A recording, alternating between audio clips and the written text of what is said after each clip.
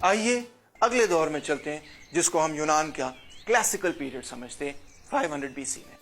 یہ وہ دور ہے کہ جب کہ نئی پیداواری قوتیں جو ہیں اس کے نتیجے میں زائد پیداوار ہوتی ہے اور بہت ساری پراسپیرٹی پیدا ہوتی ہے. اس دور کے اندر آبادی جو ہے تقریباً 5 گنا بڑھ جاتی ہے اور جیسے جیسے آبادی بڑھتی ہے اور پیداواری قوتیں بڑھتی ہیں تو نیا آرٹ، نیا لٹریچر، نئے سائنس، نئے علوم پیدا ہوتے ہیں، نئی دلچسپیاں پیدا ہوتی ہیں.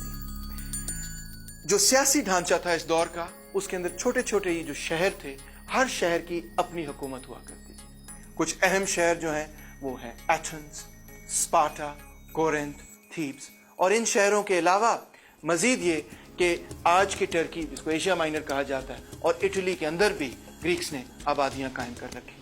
یہ جو چھوٹے چھوٹے سٹی سٹیٹس تھے، یہ جو ریاستیں تھیں جو کہ ایک ایک شہر پر بنیاد رکھتی تھی، ان کا کوئی مذہب نہیں تھا. اس کی وجہ یہ تھی کہ گریکس کے اندر ان کے درمیان کوئی ایسا ایک کامن ریلیجن نہیں تھا.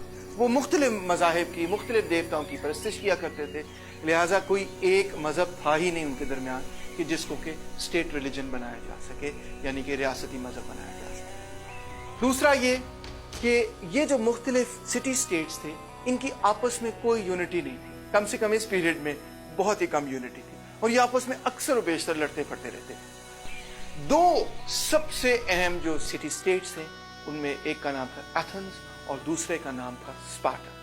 دونوں کے اندر یہ صورتحال تھی کہ ان کی جو تہذیب تھی، ان کی جو پراسپیرٹی تھی، ان کا جو آرٹ اور لٹریچر تھا، ان کی جو ریاستیں تھیں اور ان کا جو حکمران طبقہ تھا، بنیادی طور پہ غلامداری نظام پر کھڑا تھا. ان سٹی سٹیٹس نے نان گریک لوگوں کو جو کہ یونان سے تعلق نہیں رکھتے تھے ان کو غلام بنایا تھا اور اکثر ان کا جو عام کام تھا وہ نان گریکس کیا کرتے تھے.